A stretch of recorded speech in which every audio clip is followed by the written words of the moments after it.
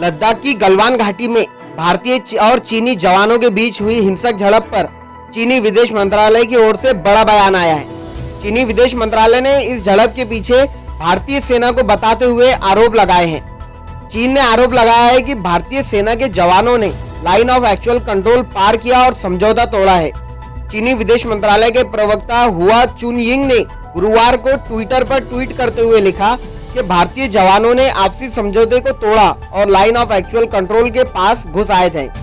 उन्होंने जानबूझकर चीनी सेना के अफसरों और सैनिकों को भड़काया, जिसकी वजह से आपस में शारीरिक हिंसक झड़प हुई और कई लोगों की जान गई। चीनी विदेश मंत्रालय के प्रवक्ता की ओर से ये भी कहा गया कि चीन अपनी आजादी की रक्षा करने के लिए बहुत चिंतित है। भारत चीन को किसी भी तरह से कमजोर न समझे।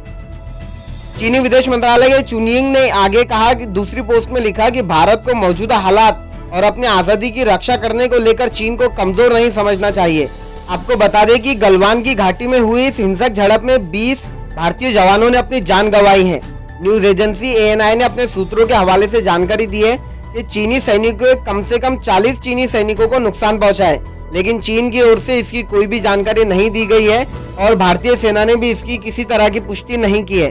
दूसरी तरफ भारत की ओर से कहा गया था कि ये हिंसक झड़प चीन की एक तरफा कार्रवाई की वजह से हुआ है। प्रधानमंत्री नरेंद्र मोदी ने बुधवार को कहा कि भारत अपनी आजादी की रक्षा के लिए हमेशा चिंतित रहा है।